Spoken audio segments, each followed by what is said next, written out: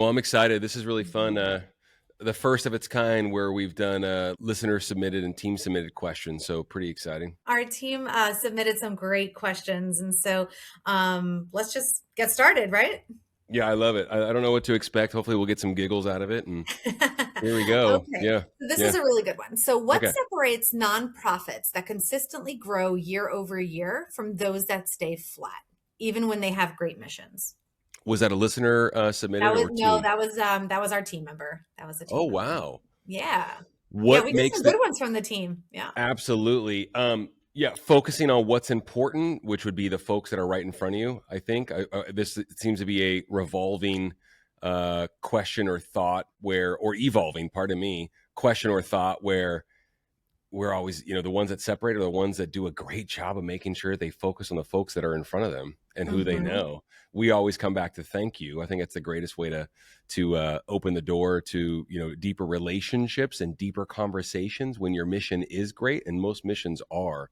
Right. So that's an easy answer. It's always the right one though, Sandy. And I think that you know I always call it hospitality, but like thoughtfulness personified, and how did you make the other person feel? I've been saying for years, donors are consumers at the end of the day. Sure. Treat them like they're your best client. You know what I mean? The ones that are Right. right in front of Right. you.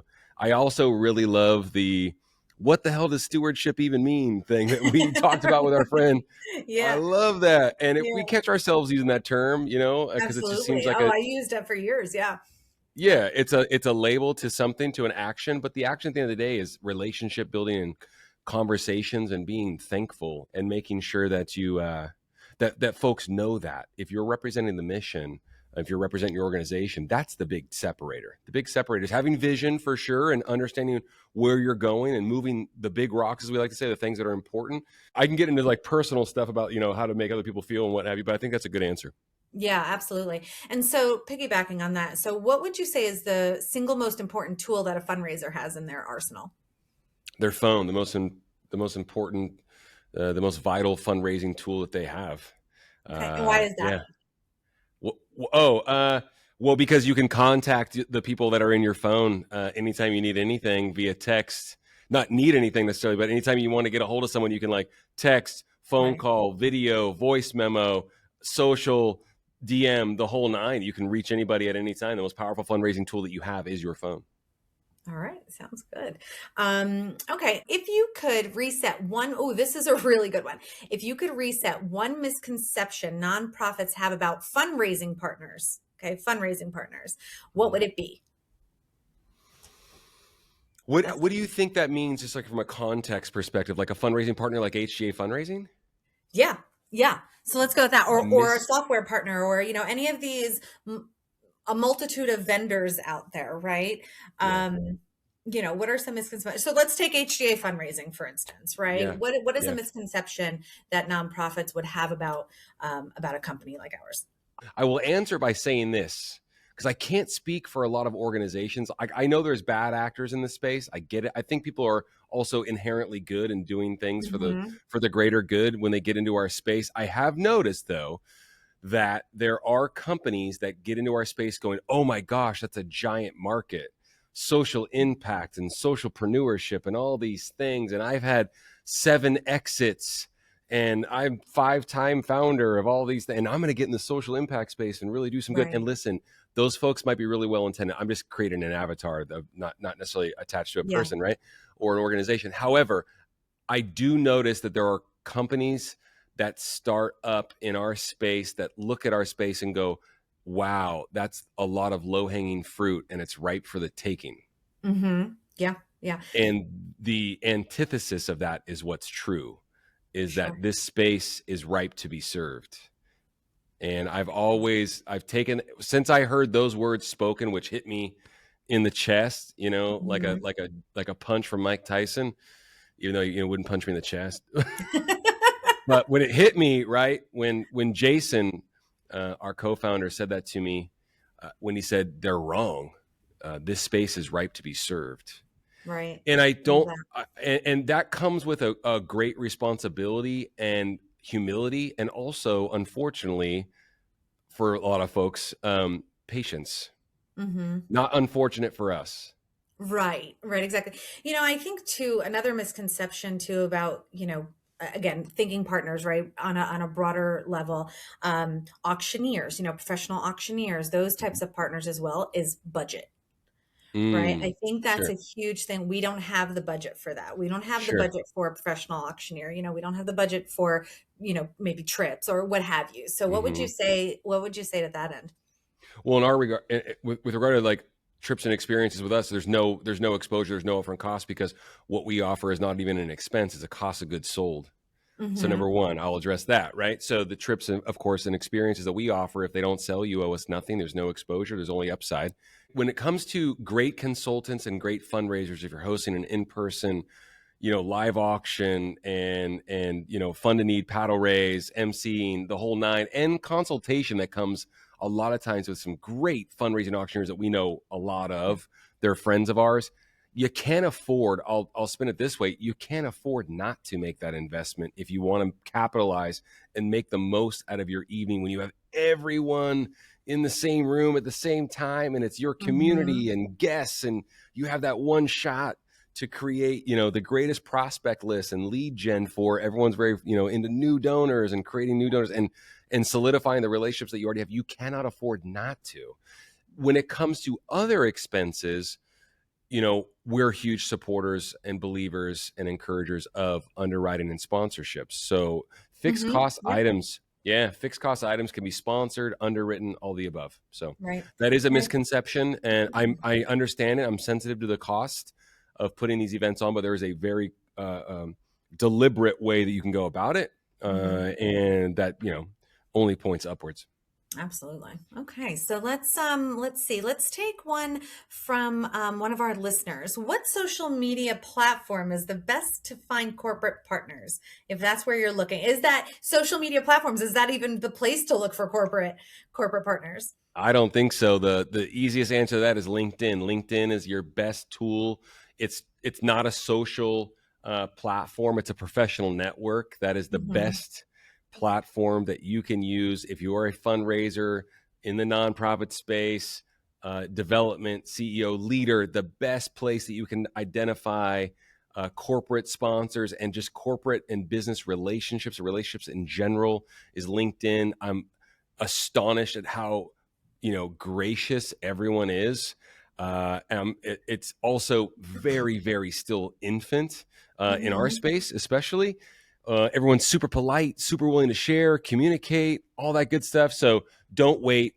This will be coming out in 2026. Don't wait. Get on LinkedIn. That's the best place where you can solidify those relationships. No question.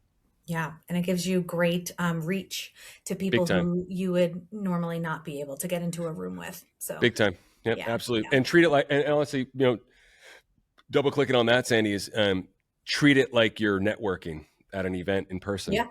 Right, You know what I right. mean? Just be you. Just be you. Don't ask for the moon right away. And just, once again, just be yourself and be your best version And and make pretend friends. like you're meeting these folks in person. Make friends, right? It's a 100%. It's big easy. thing. Yeah, yeah. Yeah. Yeah. So what are some creative and different ways you've seen some nonprofits fundraise outside of the traditional live silent auction, raffle, paddle drop, fund to need? Yeah. Well, we're big believers in tying in new avenues into events, even if it's outside of the event, but like monthly giving.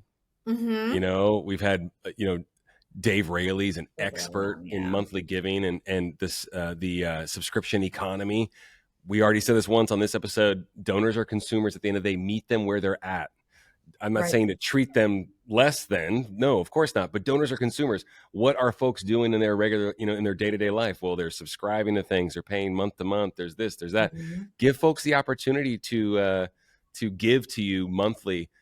Love the idea of tying in once again with another guest, another friend. Chris Hensley talks about plan giving, legacy giving at events. He Mhm. talks about that, and we can use that's the same premise when it comes to monthly giving at events.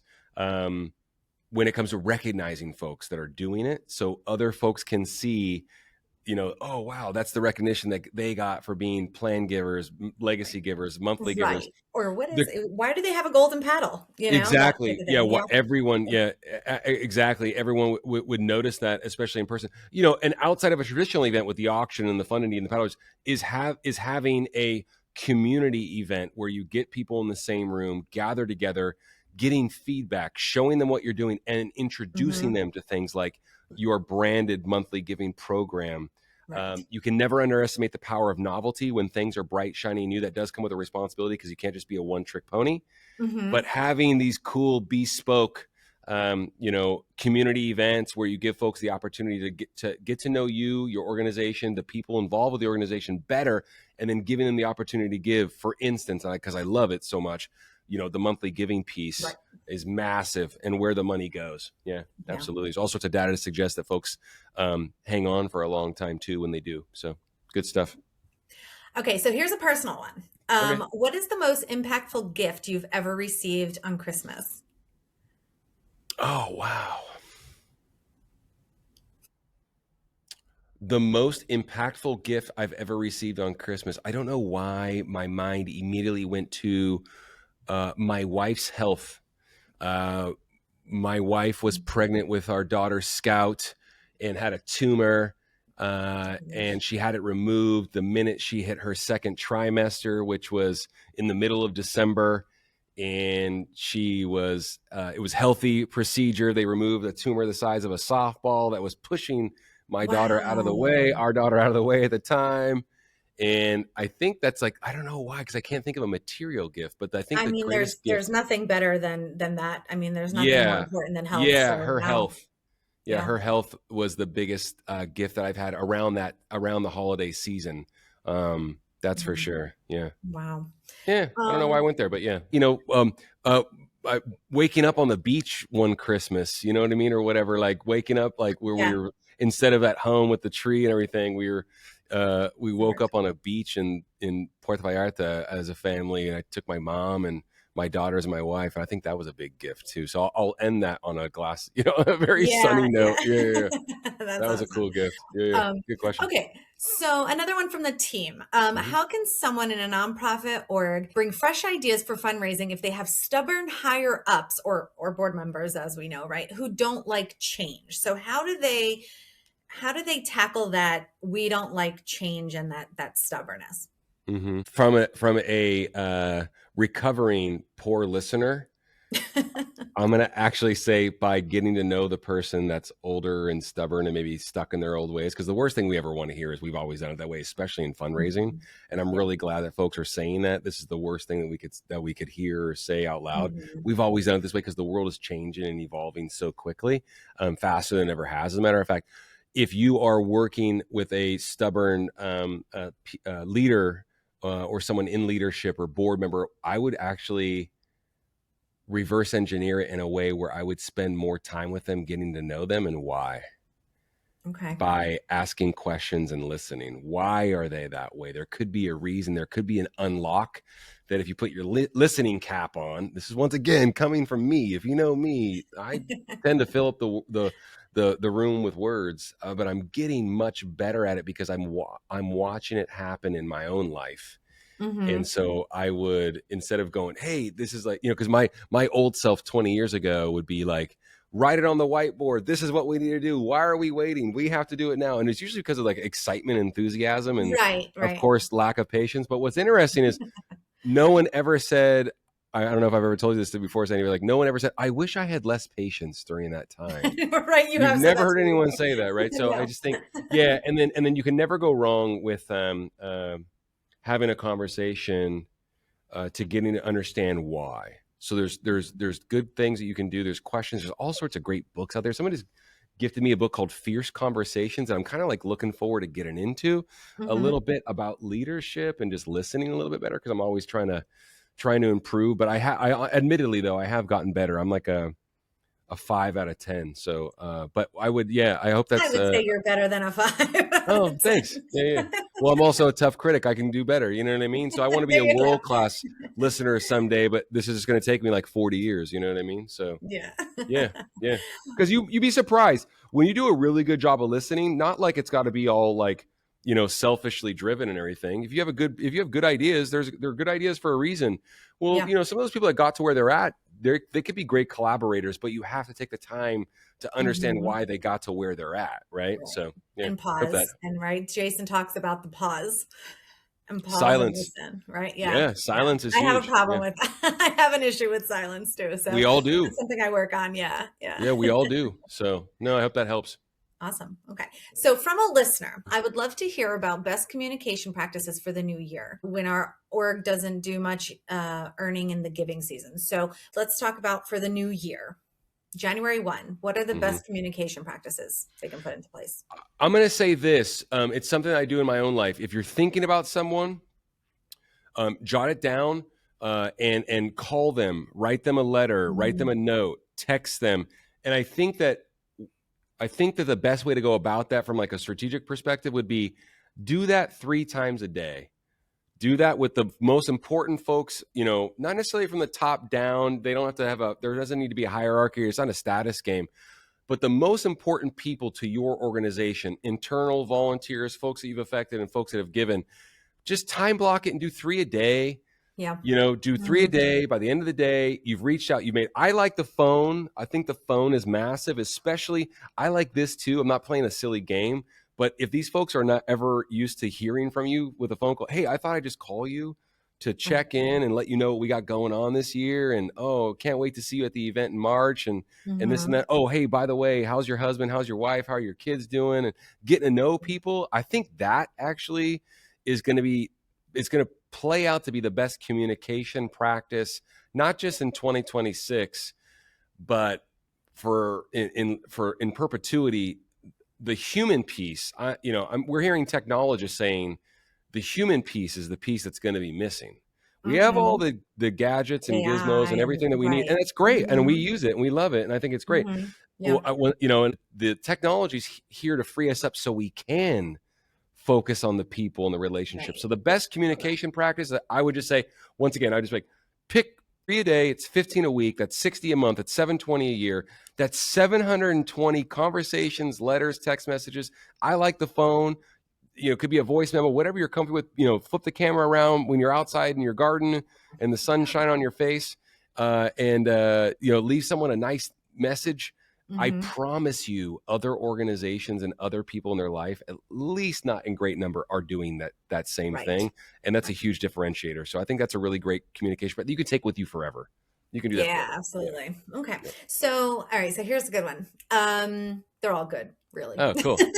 Yeah, that's awesome. If you were to start a nonprofit, Yeah. how would you build your super team? Your super team of fundraisers. How would you build it? Mm. Oh, I would call the best fun. Well, first off, I'd call Jason, my partner, my best friend. Yeah. Anytime I've ever had a great idea in recent memory, I called him. So I call him first. So and I think that will bleed in my answer is call the people that are closest to you, talk about it. Mhm.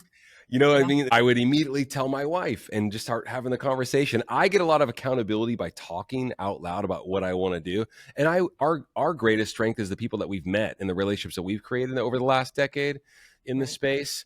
Uh, it's remarkable how many great fundraisers we've met. I would call and DM and text the best fundraisers that I know, and I'd be like, let's go. Okay. That's what I Yeah. would do. I would just rely on the relationships that I have, and I'd ask questions and I'd shut up and listen, and I trust the people that are around me, Mhm. because it's I've hit the I've hit the lottery in people in my life. You know what I mean? Yeah. So yeah, Yeah. yeah, that's what I Okay. would do.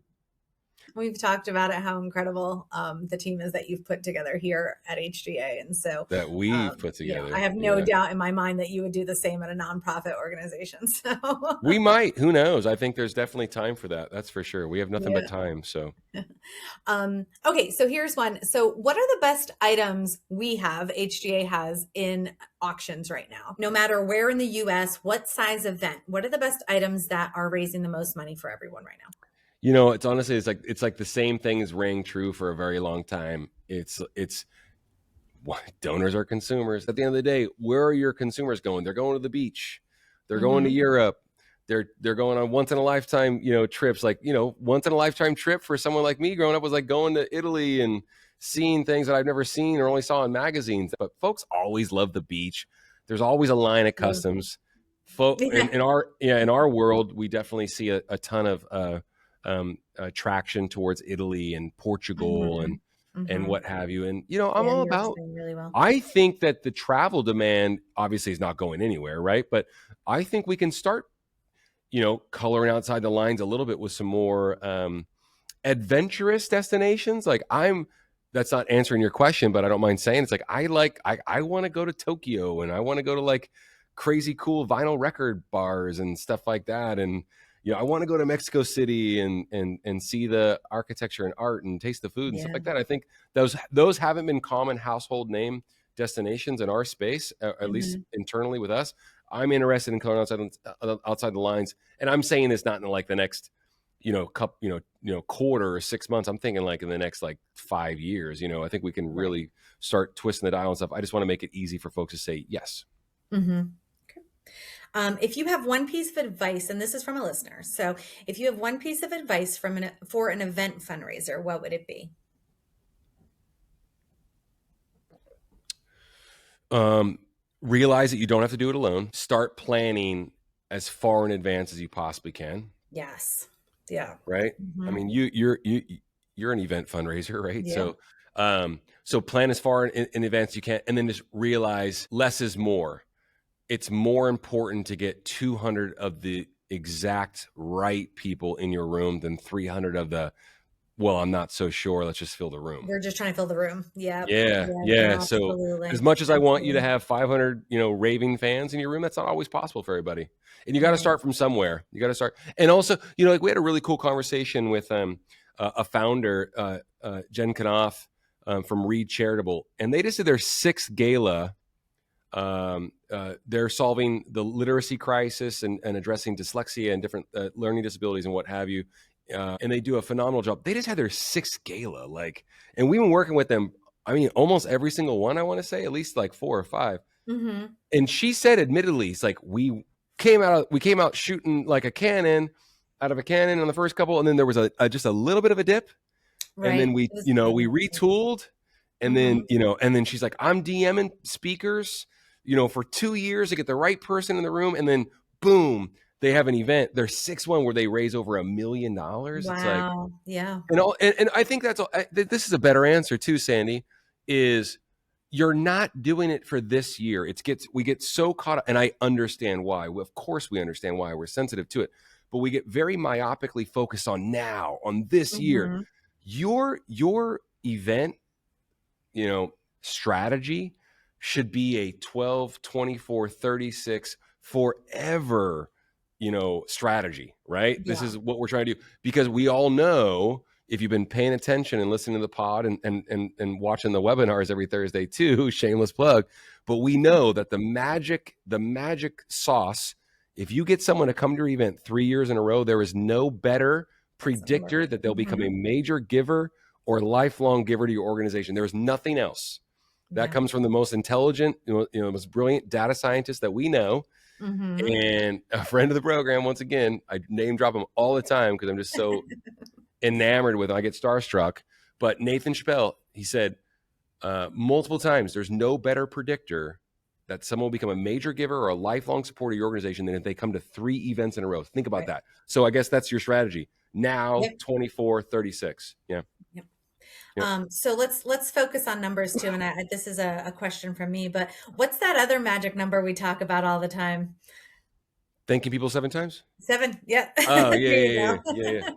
Yeah, thank you. And being really, really intentional about that too. It's like how you thank people, when you thank people, what did they do Mhm. at your event, and then how many times they're going to get thanked, in what cadence, Yep. and I think you need to get really strategic. And you can use tools like AI, for instance, Mhm. about how to plan that out. You have obviously software tools where you can get lost in the data and see all these things. So yeah, seven's huge. Yeah, Yeah, it's a absolutely. prime number.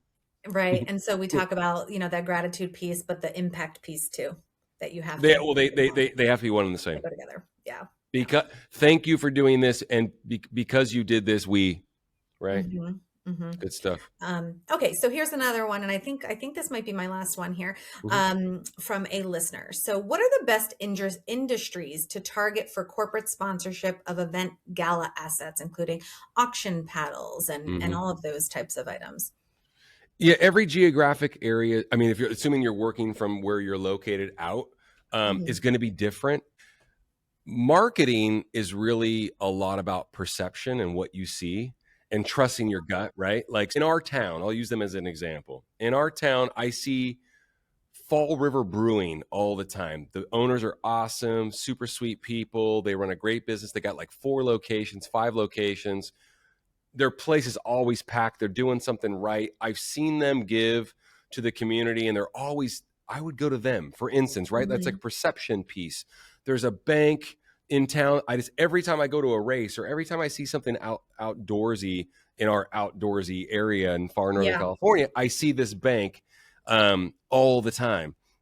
And so I would focus on what you see and having start conversations with Mhm. these people. You know, start getting to know. Maybe go to their brewery. Maybe go to their Yeah. bank and open an account. You know, in the name of your nonprofit or what have you. I think that's Mhm. definitely huge there. I also I don't know why, I don't have any science to back it up, but my gut tells me to go towards service based industries. Okay. Yeah, accountants, insurance, financial planning, you know, folks that want to have visibility at events and to Mhm. show that they care about their community that they're Sure. doing Yeah. business in, you And that know. corporate responsibility factor of Yeah, it too. absolutely, absolutely. And yeah, and once those are relationships, if you're in the same community that you can build that will last decades, Mhm. that will last many events, that will equate into, you know, into big dollars, thousands and thousands potentially, hopefully. And then getting them involved, right? Not just, hey, write me a check. Right. Right. You know, Exactly. yeah, Yeah. and make sure you don't fall into that trap where whenever you pick up the phone, get to know these people. You Yeah, know, I go love what Randy Mullins said about going on in LinkedIn and finding people, not even companies, but people who are interested in the things that your organization is doing. totally. Right. Yeah. Find out if the CEO of this company likes fishing and start a conversation about fishing, Yeah, yeah. Um, That's and not social creeping or whatever, or yeah, stalking, what do they call it? Yeah, yeah. yeah. But like I just met someone. I shared the profile with you, the gentleman that wrote a really nice post on LinkedIn, and I looked in his profile about him, and it said like runner. Like an amateur Mhm. runner. I'm like, well, I was a runner at one point. You know, I could Yep. like start a conversation, talk about like what did you do or what are you training for right now? It's like that's the connection piece that has nothing to do with the money. It supersedes all those things because you're building a relationship.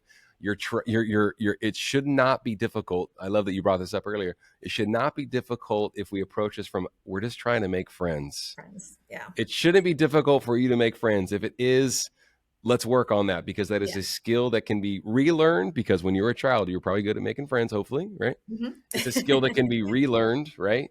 Yeah. And it can be not perfected, but it can be improved, right? So Right, right. yeah, absolutely. Okay, I like, so yeah, yeah, yeah, I said yeah, that was the last one, but actually I yeah. have one more. So, Okay, cool. um, do you believe in New Year's resolutions?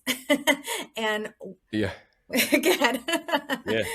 No, or here's a B part of that. So, yeah. what New Year's resolutions do you recommend for nonprofits?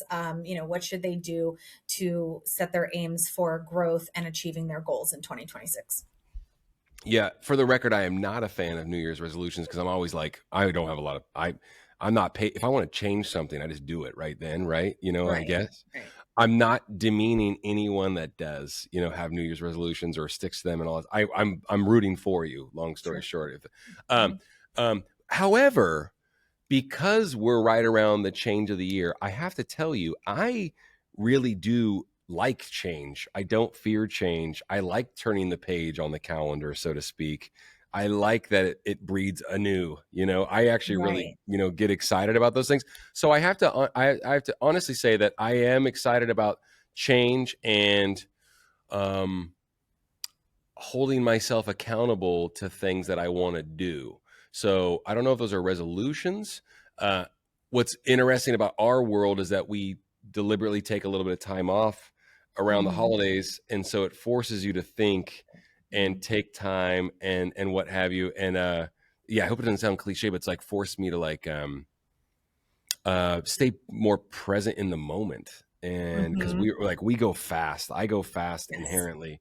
Yeah. So that has been really, really nice. So I would actually segue that into an answer for folks to definitely use this time to reflect, and then also have a serious conversation internally about what you're looking to achieve Mm-hmm. at your organization, what you're looking to do, and then go for it. Get the right people in the right space. Have difficult conversations Right. about it, and make sure that you're aligning with the people that you should be, and reaching out and creating new relationships with the people that you should be, that should be exposed to what you're doing. I think that's probably Yeah. a really And good come up with outlook. a plan, that's that it come up with a Yeah, plan to do that, right? Here's my yeah, goal. This is what I'm going to do to achieve that goal. Because, that's I yeah. think why so many resolutions wind up petering out by the end of, February or even January. But Sure, you do need to set your tasks, and set your totally. plan up so Yeah. that you continue it and hold yourself accountable to it. So, Yeah, I think a lot of things fail sometimes because we probably expect the unexpected from ourselves. mhm, And I really think that it's good just to be, and we've said this multiple times, is just to be patient. And that's why a lot of these things I think fizzle out, right? right. Um, you're not going to Yeah. go, if you're going to go run a marathon, you're not going to, and you're starting from scratch, you're not going to go run 20 miles next weekend for your long run.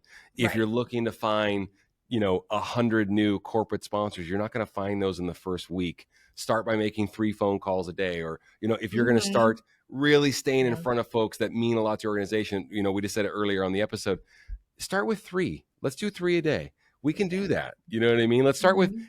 if you're running 0 days a week, let's start by moving 3 days a week. And Right. don't beat yourself up if you have a bad workout, or, you're relegated to walking, because I promise you, if you build and layer that consistency, consistent effort over time trumps everything. Trumps talent, Yes. Yes. energy, the whole nine. Yeah. Absolutely. Yeah. Okay. Hope that helps. That's yeah, absolutely. Right on. That was Good. our That's fun. final question of the day. Cool, cool. Yeah. Well, let's do it again. That was really fun. I appreciate you, Sandy. Thanks everybody for Sure. tuning in. Absolutely. Uh, More coming, and hey, we'll have a spot for you to submit your questions if you have any that we can address, because it's fun for us. Regardless of if you're into resolutions or not, I hope you have a great 2026. We're here for you, and you know how to reach us. Do us a favor, reach out to us on LinkedIn, and connect with Sandy on LinkedIn, connect with me on LinkedIn, and let us know what you're up to, and we'll talk to you all soon. Thank you. Awesome.